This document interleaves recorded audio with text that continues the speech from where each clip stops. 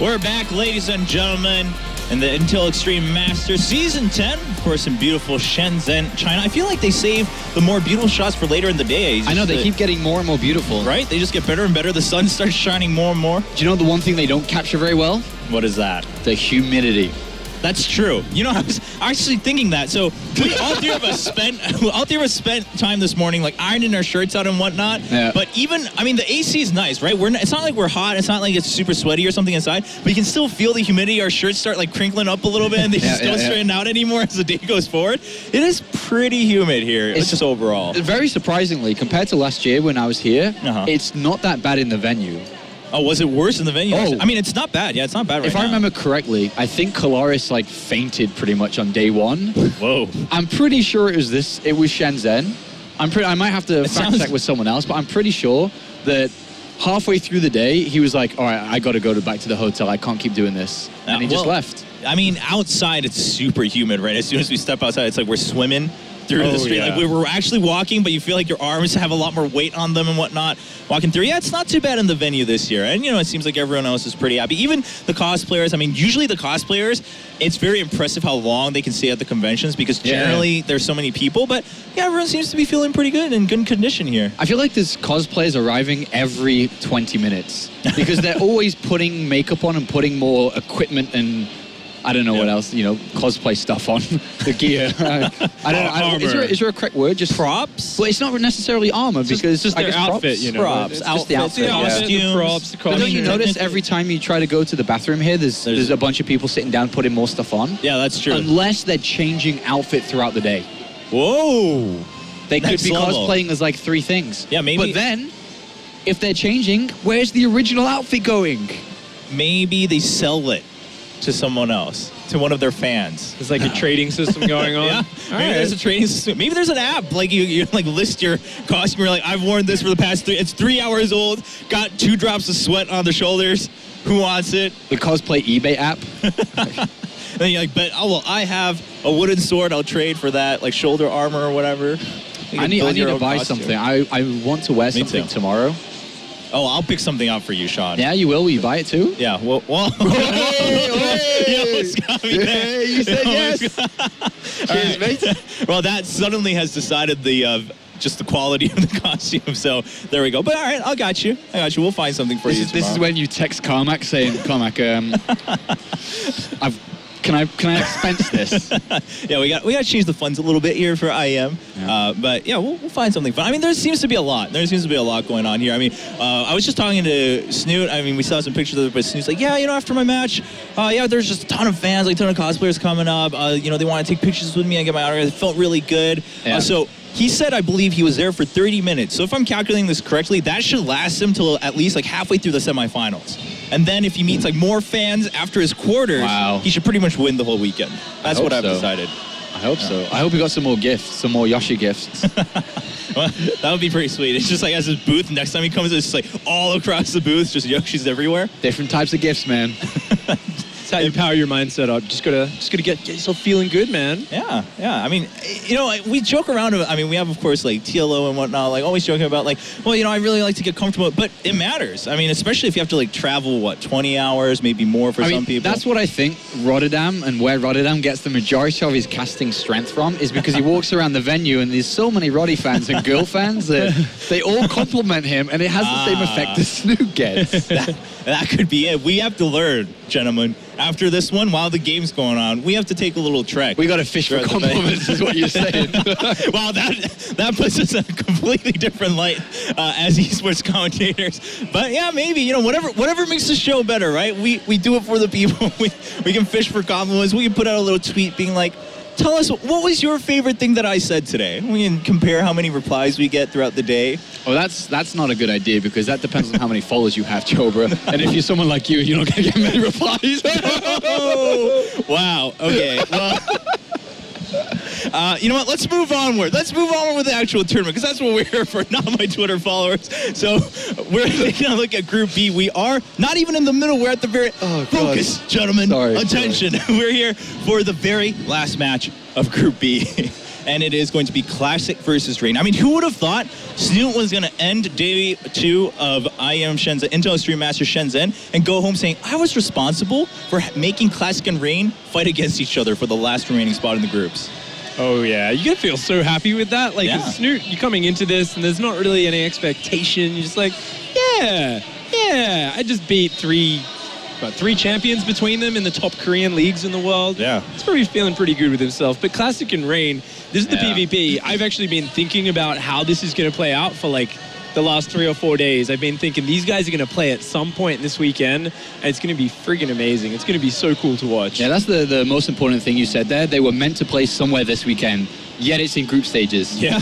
You know, it's crazy. It's massive, and Snoot really did put a complete twist on this group. It wasn't meant to be like this. I know there's definitely a lot of fans that believed he could advance from this group, but at the end of the day, Rain and Classic, 9 times out of 10 were meant to advance from this group, but it didn't happen, and now they must eliminate one of each other. Yeah, I mean, Rain said it himself. It was like, well, you know, I lost to Snoot, but I figured Classic will beat him, and then I would get my chance. I would beat him, and then, again, it would still be Classic and me, like I expected from the beginning to move on, but it's not that case anymore. Rain sounded pretty miffed that he had to play against Classic at all here in the group stages.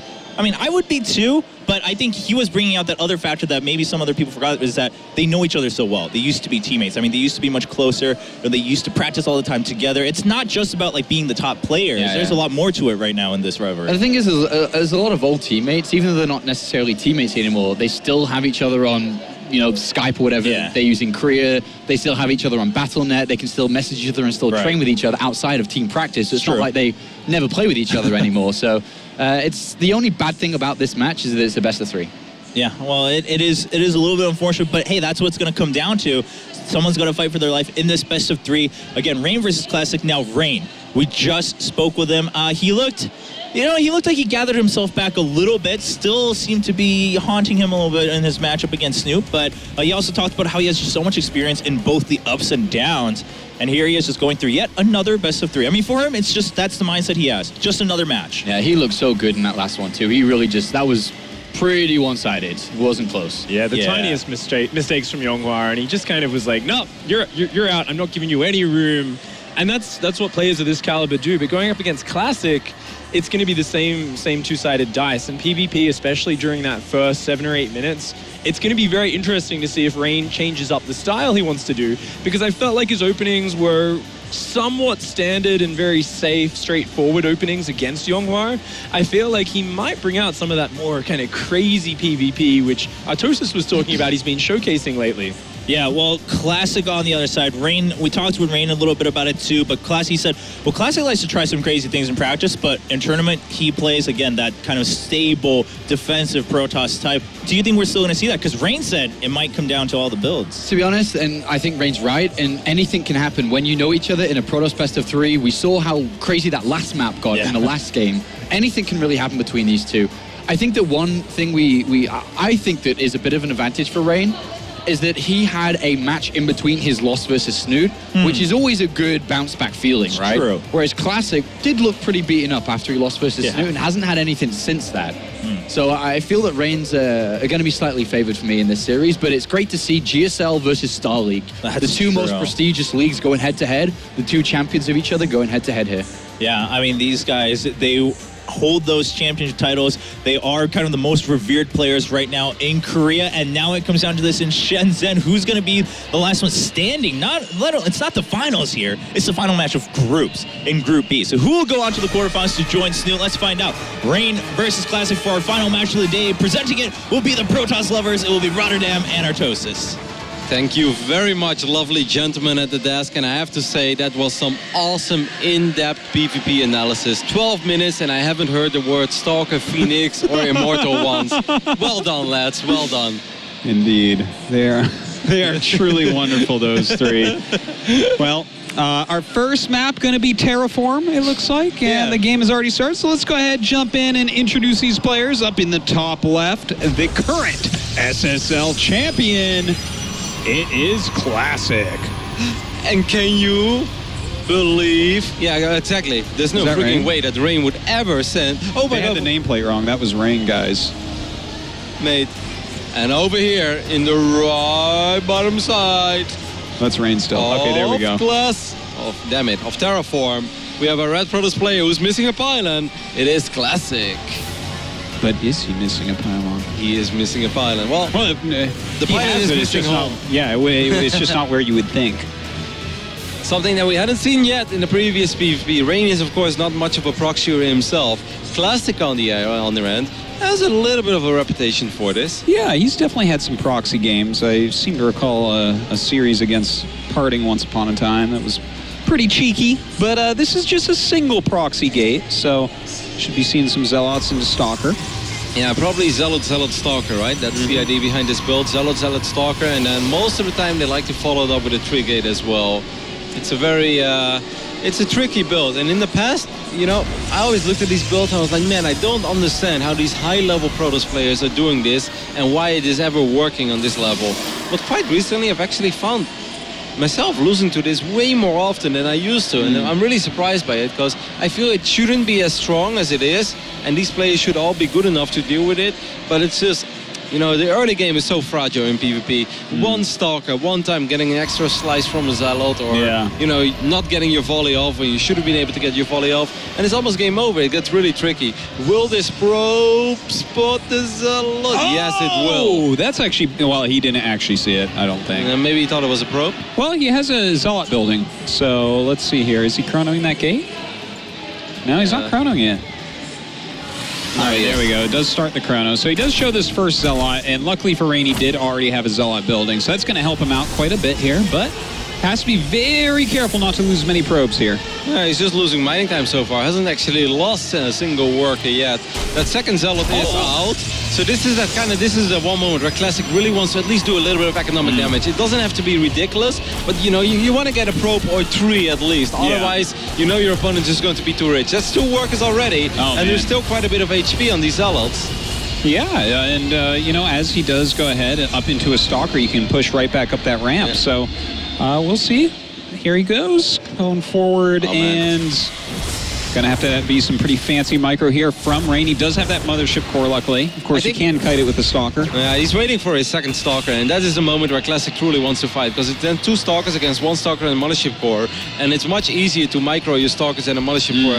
How much energy are we looking at? Are we looking at enough energy for a folded overcharge? It's gonna be difficult. He's gonna have a very scary 10 to 15 seconds, and this is the moment where Classic really wants to do some serious work.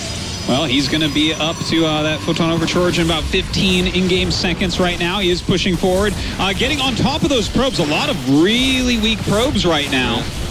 Gets a couple of slices up on that Stalker. Actually very nice, but 1 Stalker extremely low on the side of Classic. Did not end up losing it though. Yes, he did end up losing it. So it's a Stalker for a Stalker. I kind of feel that this is being... okay, I don't like that Stalker is so low in HP for Rain. He's going to lose that one as well. This actually worked out really well for Classic. Classic even has the probe lead at this point. Oh god, he went for a sentry. 1 Stalker dies, Mothership Core dies as well. I actually don't mind losing my Mothership Core that much when I just use Photon Overcharge, because you can rebuild it and it will start with 50 energy. That sentry is actually going to push that Stalker into range of Photon Overcharge as well. And well, in the meantime, trying to get some pylons up right here. Zealot actually chasing down that probe right now. Not sure that that's the most efficient thing he can do. He really needs to stop these pylons from warping in. Rain is in trouble. I actually think that Rain is in a lot of trouble because these 3 Stalkers are going to be warped in before I think he has enough damage to do something about it. Now Photon Overcharge is going to expire real soon, but Rain will be able to warp in 3 Stalkers on his own. So it's basically 5 units against 4, but these 4 have more micro potential. Well, 4 Stalkers versus 4 Stalkers, pretty nice. He does have a Zealot still up a little bit. He needs to bring that Zealot down to join this fight. He could push this back way faster if he had a Zealot during all of this. So definitely a misplay here from Rain. Yep, so far Rain handled that better than Classic though. Even without the Zealot, I do agree with you totally. He should have been using that Zealot. Now we have 1 sentry that's going to be picked up as well. Rain has no more gas. Why does Rain have no gas? He remade a Mothership... No, he does... No, Classic has a Mothership Core. Why does Rain have no gas? Well, because he was not mining all of his probes on gas. I guess. It looks like this is actually just probably going to go to Classic. I mean, with 3 Stalkers left over at GG, you know, here's the thing. I think that Classic did that well. I think it was working for him. pretty much since the beginning, but if Rain had brought down his Zealot during that 4 soccer versus 4 soccer, I think this entire game looks different. He holds that, Because and he I think it just goes forward the game. Yeah, totally agree, because he was even doing quite well there, because he didn't have, Classic didn't have the same micro potential as Rain, because Stalkers he would pull back, they would be stuck near the edge of the main base, so they would still die, while Rain was able to send one of his own Stalkers very deep into his main base. He even had a Sentry and that Zealot, so it's like he could have forced those Stalkers back so much faster, worked on Stalkers that are being warped in. In fact, Classic may have not even tried to warp in there. That's pretty surprising. That's a pretty gigantic mistake there by Rain. And this is that moment where you wish you were in Gold League and always press F2.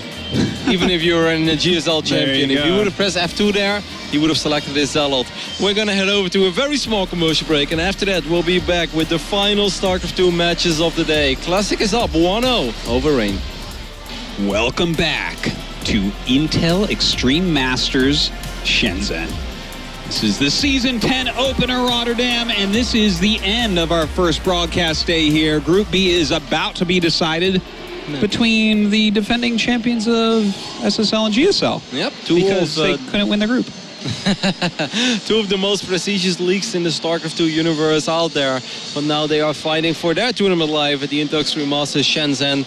You know, these opener videos, they mention it, they just keep being cooler, they keep making them look more awesome. And I'm also wondering, where are these places? Because I've been walking around the Tosis and I've seen the Family Market, but I haven't seen those beautiful places. Well, I mean, Family Mart is about the best that you can find in any city, in my opinion.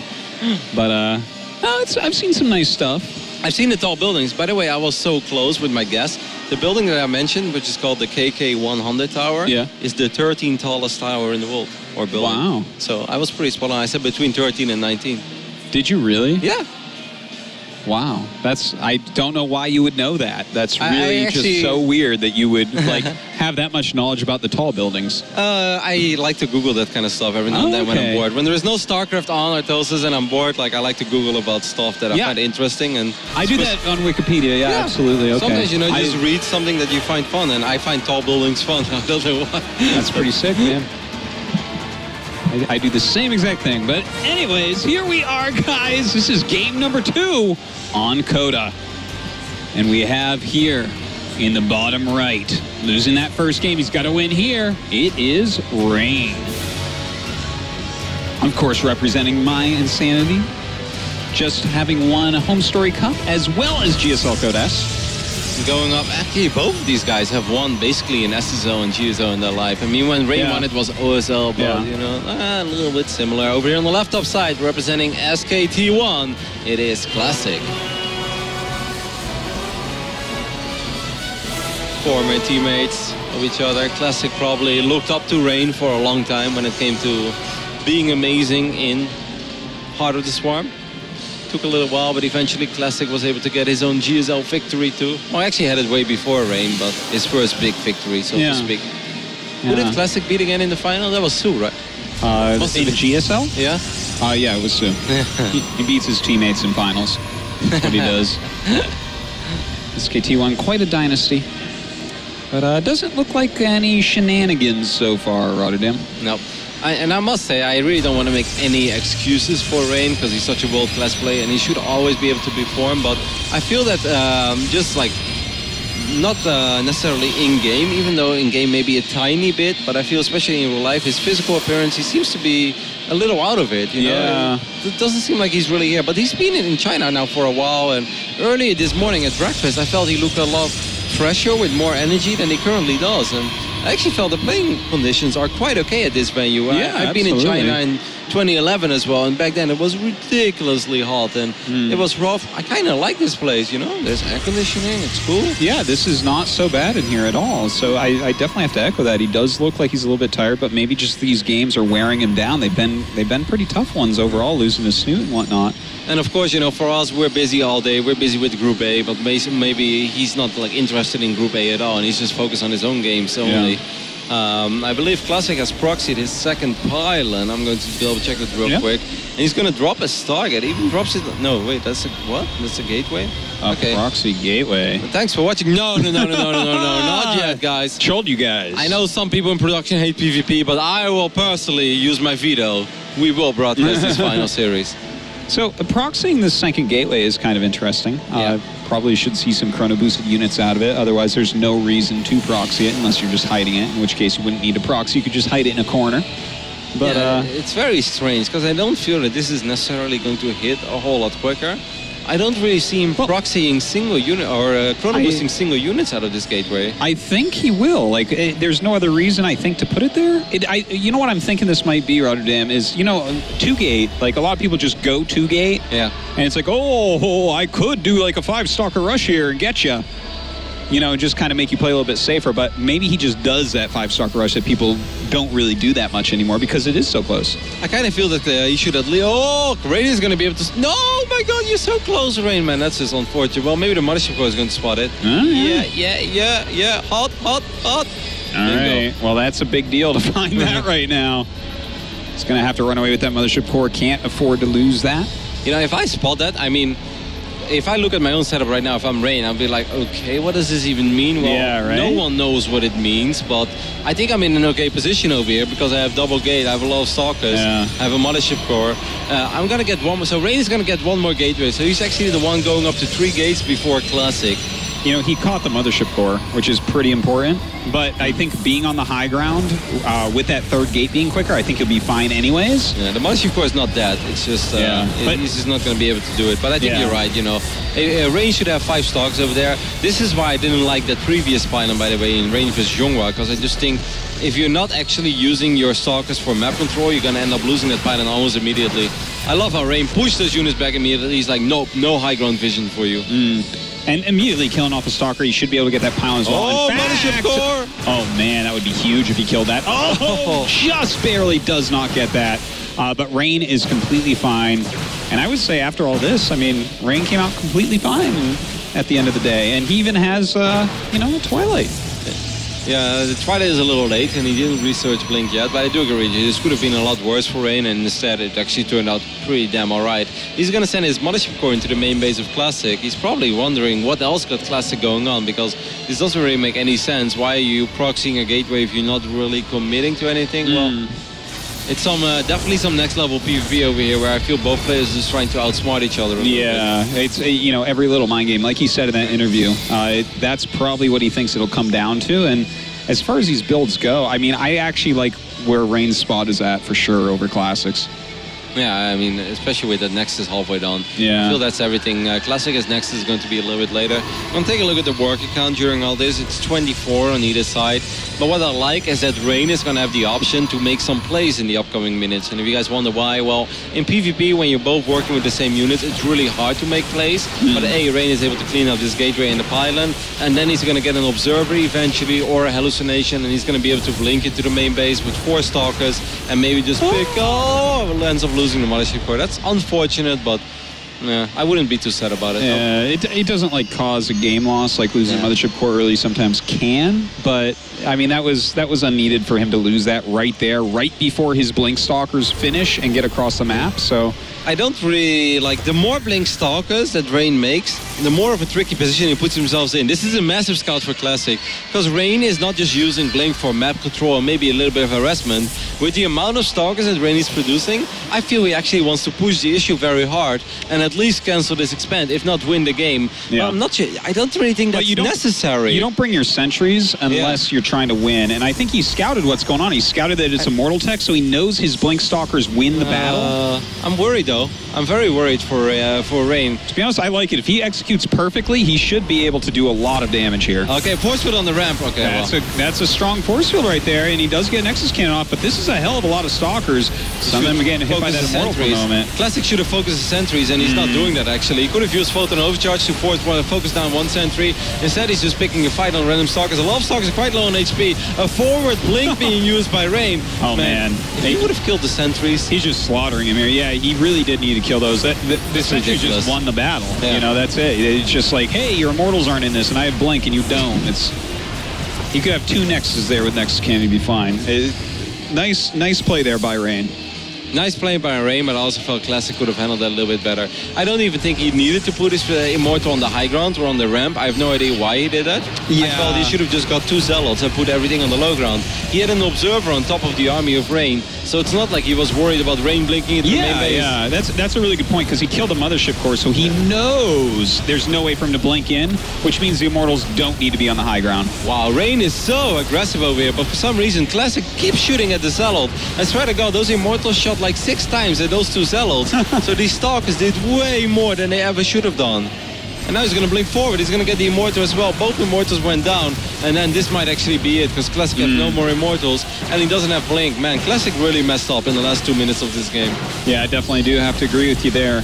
It's a simple thing like that. Your Immortals being out of position, and you can absolutely lose a PvP. It's a very unforgiving matchup if you're out of position. No, for sure. And it's very tricky as well. It's like, obviously we have a lot of the information, and we have no pressure over here, so we can just analyze every single move that these two players make. Well, I know that if I would go up against them, I'd get shreked in every shape or form. It wouldn't even be funny. But when we're sitting here, we're going to try to judge them because we know what they're capable of. We're not trying to be critical because we think that that they're not as good as we think they are. Like, no, we actually know that they're absolutely phenomenal players. And Classic just made 3 or 4 critical arrows there in a row, which a player of his caliber, a GSL champion, an SSL champion, shouldn't make. Because most of them were even unforced arrows. It wasn't Rain making an awesome play and Classic being caught off guard. It's like, Classic, it's in your right, or it's in your ballpark to shoot down those sentries. It's in your ballpark to see all those units running into your natural. Why are you not putting your units in a better position? And then also shooting at the Zealot while we could have been focusing on the Stalkers. Those are just unforced errors on the side of Classic. Certainly is the case. And from here, how do you even try to catch up? I'm surprised he's even making a Forge, to be honest with you, Rotterdam. I feel like the amount of damage he took there is critical. And his best chance at this point, I feel like, would be some sort of all-in. But making that Forge tells us that he feels otherwise. It's just very hard to make a decision to go all-in when you have nothing to break force fields, right? So Classic looks at this, he's like, well, I could march across the map with my 2 Immortals and, hope for a Hail Mary play or something, but how am I ever going to walk up that ramp if Rain doesn't allow me to? Well, I probably am not, so... Well, I think that, against someone like, oh man, I love the aggressive trading here. Fantastically done. I mean, what we see from Classic here, he's like targeting with the Immortal, which is... I mean, sometimes it can work out, but against someone like Rain, it's almost better just to make sure that he stays at max range and attacks anything.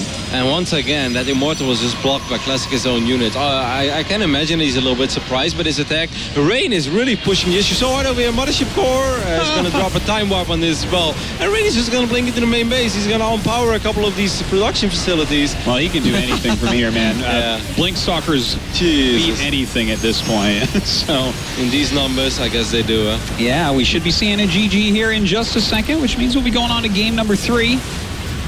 Very well played by Rain. I got to say, I really did like his choice to just make a bunch of Blink Stalkers go across the map against... The thing is about, like, Immortal, like a Robotech alone, there's no mobility with it. And in PvP nowadays, in the early game, mobility beats everything. No, I totally agree to that point, but normally when you make this many Stalkers, you're really committing as well. Like in the end, it turned out great for Rain because he was able to trap those Immortals on top of the ramp and he killed the Nexus. But if he doesn't get the Nexus there, then suddenly Rain is stuck with a lot of Blink Stalkers that in a real big straight-up engagement are not going to do a whole lot for him. Maybe he will find ways later to make those units pay for themselves, but I thought it was a pretty ballsy decision. I didn't really dislike it. I was just surprised by it.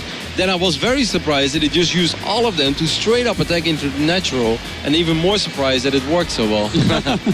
Well, aggressive trading with Blink Stalkers can be very effective in early game PvP. They kind of beat everything, so that's why it is so popular. But it looks like our next map gonna be Coda.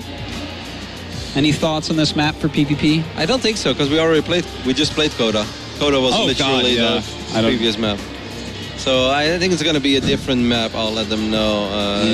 I mean, I know we all love Coda, and I know that these guys love Coda, but I don't think we should play Coda again. Twice in a best of 3. Let's do Coda again. No. It's going to be, oh my god, I think the final map is actually going to be Bridgehead, and You know, out of all the maps, I've played a lot actually. I played one day before I think I went to Home Circuit Cup. I played like 12 hours on the new maps. Then I went to Home Circuit Cup, didn't play for 4 or 5 days, came back and I had a full week to practice on these maps. And Bridgehead is the only one, especially when it comes to PvP, that I don't know what is the norm over here. Like, I have absolutely no idea, because the double destructible rocks in the back of your main base and then that weird ramp into your main base, it just makes it a crazy map. I have no idea what is the standard here in PvP. Absolutely no idea. Well, I wouldn't be surprised if these guys stay on one base for quite some time here.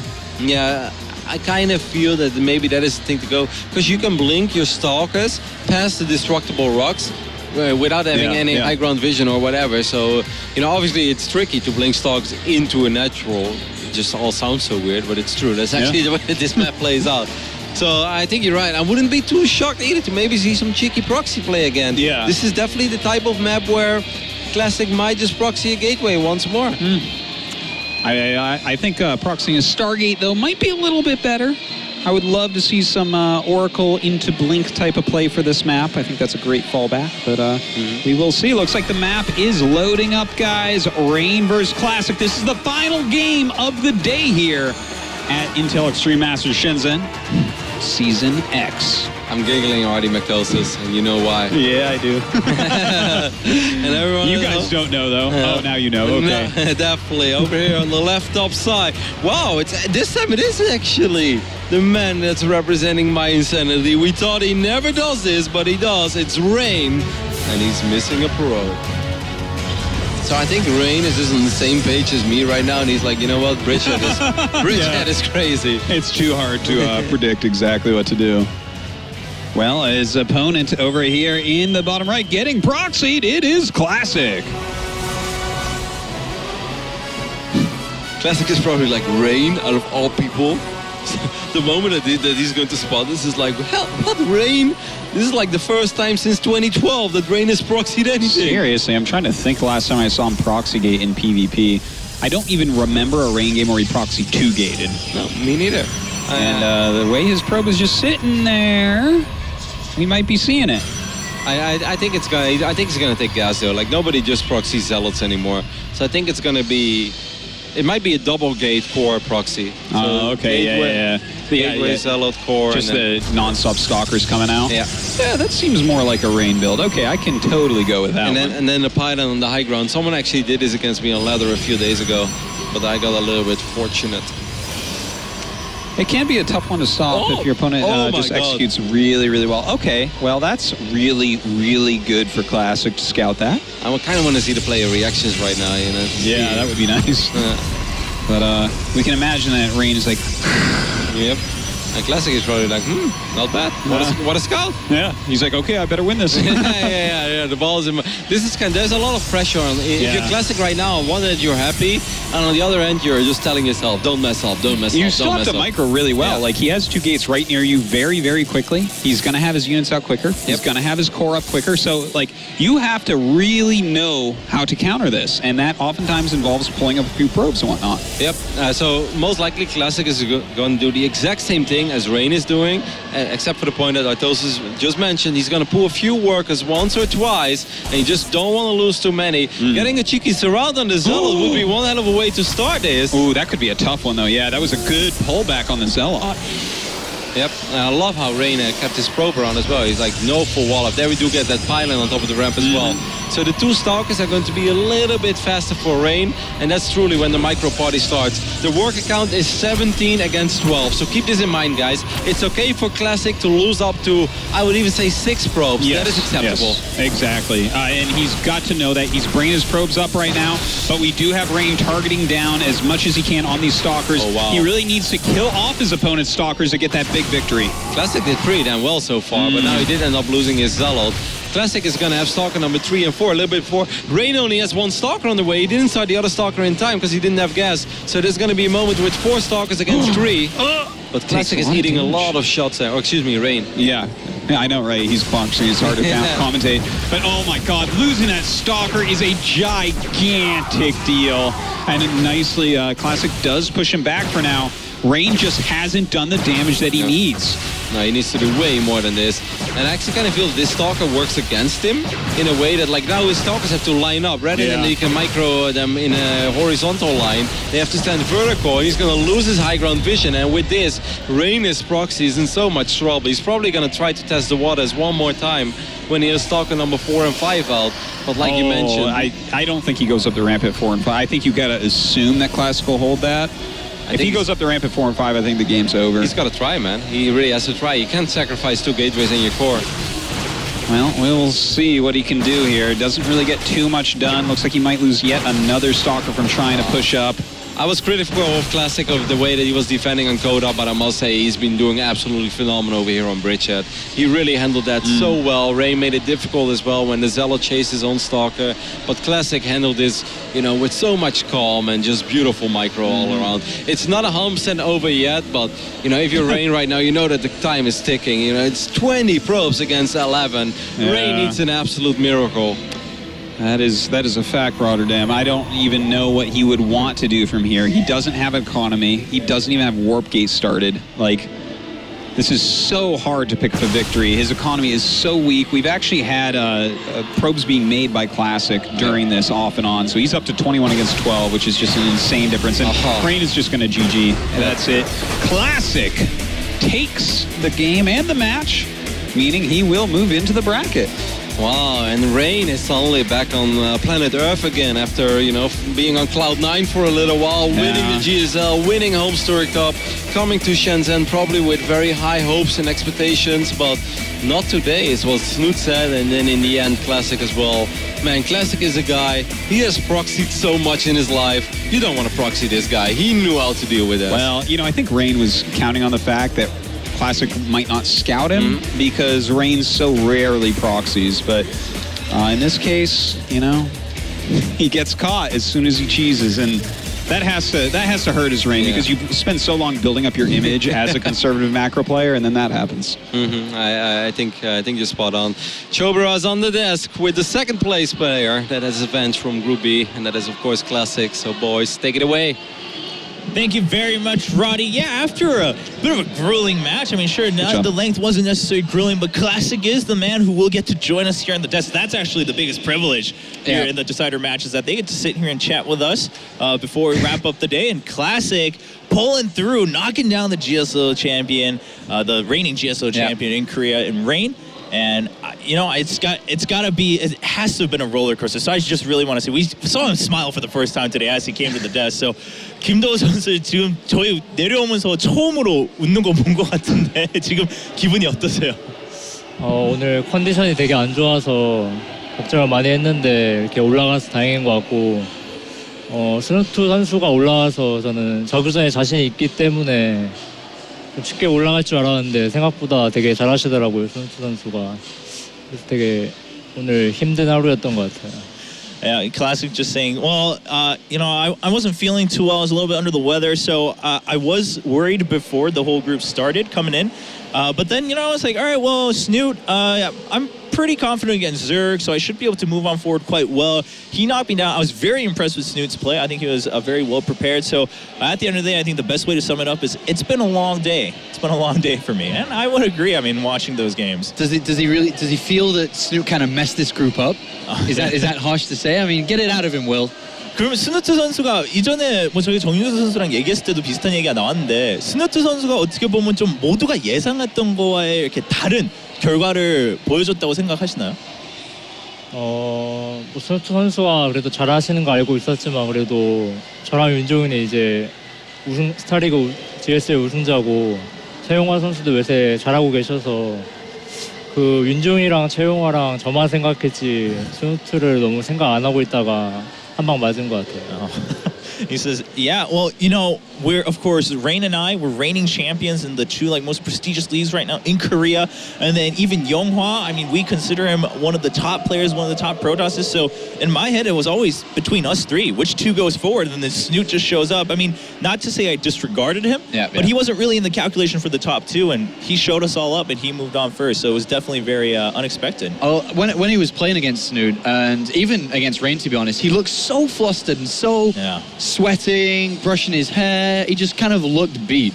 Like what was going through his mind against Snoot and afterwards as well. 그러면 이전에 뭐 스누트 선수 상대로도 그렇지만 이번에 정윤준 선수 상대로도 게임 중간에 계속 좀 뭔가 잘 안 풀린다든지 좀 그런 얼굴 표정을 많이 보여주셨어요. 뭐 땀도 많이 흘리시고 좀 많이 힘들었던 것 같은데 부스 안에서 네. 게임 내에서의 좀 어떤 생각이 드셨나요?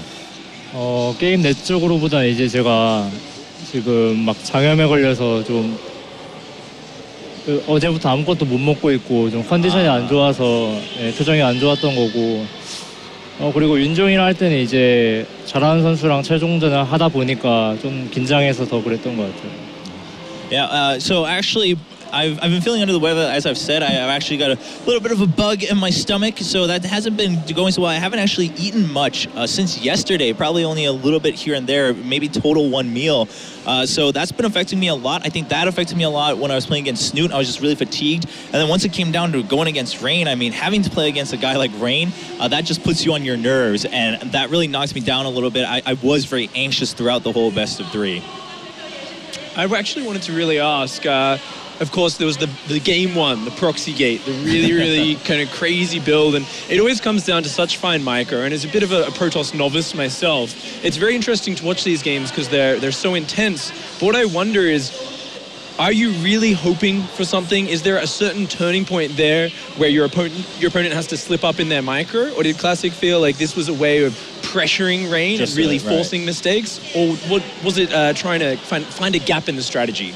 그러면 저희 이번에 1경기에서 이제 프록시로 이렇게 오픈을 하셨는데 그때 정윤조 선수 상대로 그런 이제 프로토스로서 뭐 푸프전을 할 때 그런 오프닝을 하시면 그게 전략적으로 여기서 이 뭐 한 실수만 있으면 상대가 무조건 이긴다 그런 생각으로 그런 전략을 활용을 하나요? 아니면 그냥 일단 이걸로 통해서 압박을 좀 하고 그 다음에 다른 전략을 내가 꺼내야겠다 그런 생각으로 게임을 하나요? 첫 경기는 좀 주도권이 중요하기 때문에 첫 경기여서 주도권 있는 빌드를 사용했고 잘 통해서 이제 쉽게 가나 했는데 이 세트는 좀 빌드가 제가 생각한 대로 안 돼가지고 진 것 같고 3경기도 그렇게 1대1 상황에서 되게 긴장됐는데 딱 윤정이가 제가 할 것 같아서 거기를 서치를 했는데 딱 전진 게이트를 해서 좀 쉽게 이긴 것 같아요.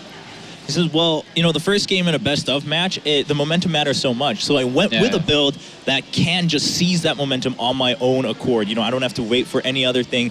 So that's why I opened with that. And after I won, I figured, all right, that was the original plan. I'm going to win set number 2 also. But I think I slipped up in my build order a little bit in map number 2.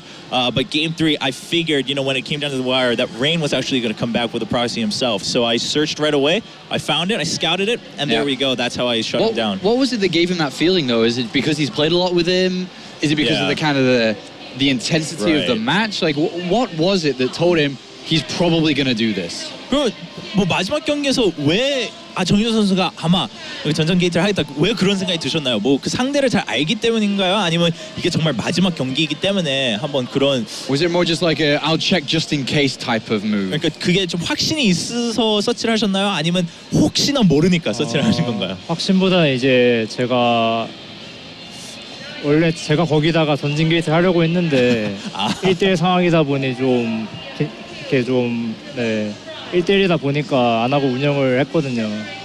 그래서 그냥 거기를 한번 그러니까 제가 하려고 했으니까 이제 서치를 한번 해봤는데 운 좋게 좀 걸린 것 같아요. He says, well, it wasn't really that I was sure that he was going to do it, but more that I actually considered it. When I knew the map, I was like, all right, maybe I should do that. And then I decided, all right, we're tied 1-1. Let's play with the safer build. Let's go for the macro game. But as I was scouting, I was like, well, if I considered it, maybe he considered it too. I found it. Luckily, I scouted it right away, and that's what gave me the upper edge in that last game. Whoa. Thought processes of the pros, mates. Yeah, that's actually pretty neat. I mean, to hear that, you know, you look into your own mind to see what he could do. What he could do. But the conclusion is, of course, Classic moving on to the quarterfinals. Does this now mean Star League is better than GSL when it comes to prestige? Because he won. 그러면 여기서 이제 스타리그 지금 최근 스타리그 우승자로서 GSL 우승자 상대로 이겼으니까 스타리그가 GSL보다 더 강하고 어려운 대회이다. 그렇게 자신 있게 말할 수 있나요? 이제 8강이기 때문에 한 4강 결승 가야 그런 말 할 것 같고 제가 승자전에서 진출한 게 아니고 최종전까지 좀 힘들게 온 거여서 예, 앞으로 더 보여드려야 될 것 같아요. I guess nice as well. I think it's a little early to say that. It's just the quarterfinals. If I maybe move on to the semifinals or even the finals, then I would be able to say that. Also, it's not like I cruised through the group. I did have to struggle through the very last match, so I don't think I'm in a position to necessarily. So what the real answer is WCS beats GSL. I mean, beats WCS beats Star League. Star League beats GSL. That's the conclusion. That's the conclusion we have. Yep, WCS is the best. Going stronger than SSL and GSL. But the bottom line for Classic, of course, after a long day, as he said, congratulations. 그럼 8강 진출 축하드리고요. 좀 하루 푹 쉬시고 일요일에 또 좋은 경기 기대해 보겠습니다. 네, 감사합니다. So congratulations to Classic. After a long day, again, he moves on forward. Hopefully he's feeling a little better after today. He'll be able to move on into the bracket stage with a better condition.